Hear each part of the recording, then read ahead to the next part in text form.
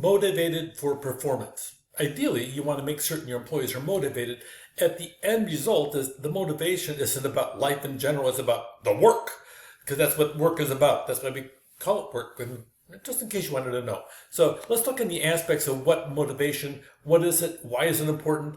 Let's look at the perspectives on it and see what it means. It's not just ordering somebody to do something, it's getting them to want to do something and maybe even enjoy the process of what it is. So what is motivation? Why is it important? And it really is different for each and every single person. We have hundreds of books already written about how to motivate somebody, and this works, and this works, and this works. We have people across the country that do motivational speaking.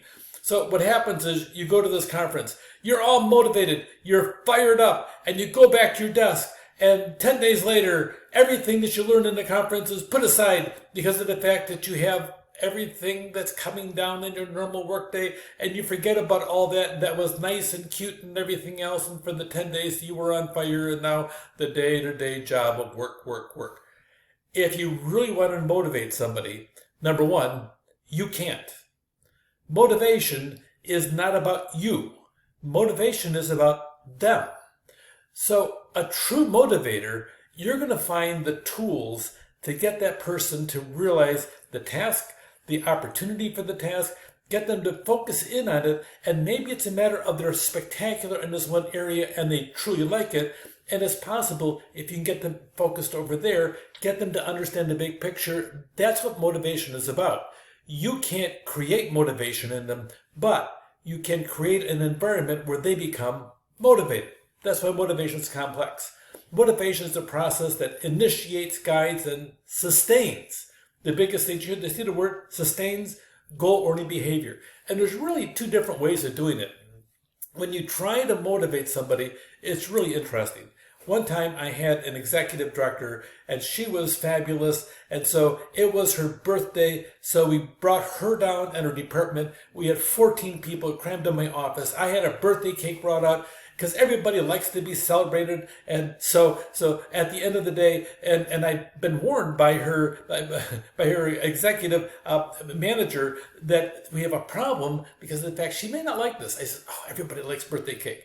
So she says, can I talk to you? So everybody left, and she closed the door and says, don't you ever do that to me again. I says, what? She says, I don't like public celebrations of any kind or any public recognition. I simply don't like it. She was not driven by any kind of external rewards. She was an excellent person, except for the fact that she was driven by the work itself. She was a good employee, but she didn't want public recognition. When you're trying to motivate somebody, you need to find out what motivates that person. A person may not want a trophy, a certificate, a recognition. They may not even want to be noticed that you take them out for lunch to celebrate their achievement. It may be that they're more interested in, nice job. I can't believe how good you are. I appreciate it. That might be all they're looking for to be motivated in the aspect of intrinsically looking at what drives them on the inside. We're going to look at some of the theories here, and these theories have been around for a long time, and the reason they're around a long time is because, well, they kind of define motivation. There's Maslow's hierarchy of needs, Herzberg's two-factor theory, the self-determination theory. We'll toss in a couple other ones. The idea of why motivation matters. If you're motivated, the data doesn't show happy workers are more productive. What it shows is motivated workers are more productive and efficient. High job satisfaction, that motivation leads to greater satisfaction and morale, and it reduces your turnover costs. We talked about this previously. Those are all important factors from a financial perspective, especially about everything that we do. To enhance motivation in the workplace, you need to be setting clear goals. They need to know, this is the goal of our department. You need to do this. That's why that whole aspect of orientation is important. The supervisor needs to sit down and go over the employee with the expectation that do this. I noticed last week, I know you meant well, but this is what the end results in it. You need to start them with clear goals and not let them drift and make their own goals. You need to make certain, here's what you need to do. I had a supervisor at one of my very first jobs out of college. I ended up getting my own store for a huge chain. And so I had a store with $1 million in sales. And at the time, that was an awful lot of money. So we're doing really well, except for the fact he takes me out for my first evaluation. He said, we got to talk about some issues. I'm sitting there across the table from him. I have sweat beating up. He's going to fire me. I know it. He says, you are an excellent manager, except every time I give you a list of things to do, you go off and you do your own thing, and your own things are good, except you're not fulfilling my expectations. When I give you a list of things I want done in your store, you need to do them. So I said, okay, redemption. So he gave me a 3-page list of things to do. I stopped everything.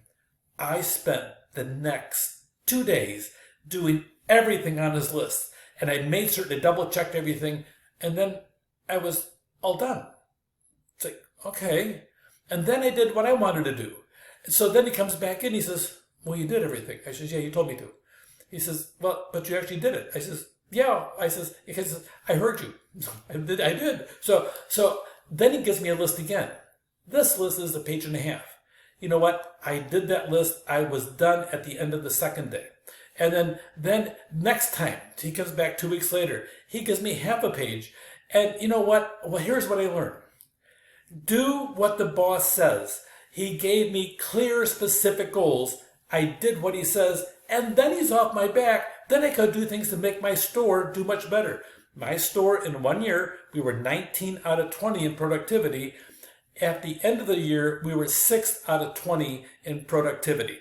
We did really well. We increased. So my very first year, I jumped 13 places, primarily because I did what the boss says, and then I did the things I thought would help on top of that. But I always remember, number one, the boss is the boss. That's why they call them the boss. You do what the boss says. He gave me clear goals. He gave me feedback. Then he recognized and rewarded what I was doing on top of that, and we became the guinea pig store. So anytime somebody had a smart idea, we would implement it, and we became the store that everybody looked to as a leader, primarily because I did this. I shut up and I listened. I told before, my mom said, God gave you 2 ears to hear and 1 mouth to talk, David. You ought to be listening twice as hard as you talked. And by golly, my mom was right. And so was the boss. Clear goals, feedback, recognize reward, and really have that positive work environment. Look at the personnel factors. Look at the ability of the people. Look at the different evaluations. Look at the different aspects of the different attitudes, the needs, the work attitudes, and then you put it all into context.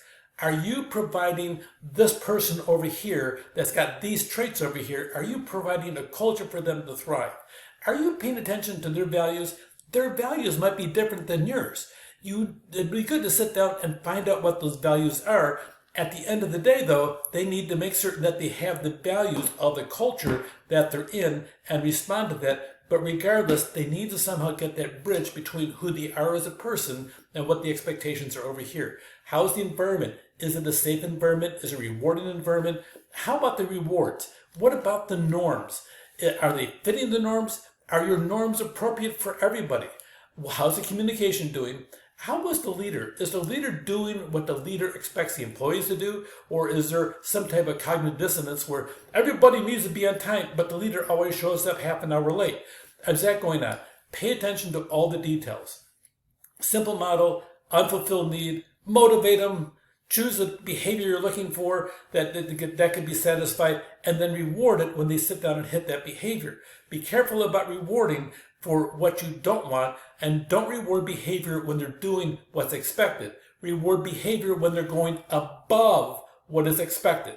You pay the money to do what is expected. When they do something above and beyond, then they should be recognized for going above and beyond. Don't get the horse after the cart in the process. It should be the other way around. When they're working hard, then you reward in the process. For perspective motivation, content, process, job design, and the reinforcement. No single theory works on everybody. Okay, everybody almost needs to be what we call a contingent approach, where you're working on them as an individual, and sometimes what motivates one person doesn't motivate the other one in the process. Pay attention to some people are motivated with intrinsic things on the inside. They don't want flashy stuff on the outside, and some people thrive when they're recognized. Job satisfaction reduces turnover. Set clear goals, expectations, recognize and reward appropriately, motivate for performance, and have that be a major part of your mantra, because the more they're motivated, the more work they can do, and then your department looks good and you look good, and your workload becomes lighter because you're working as a team. Take care.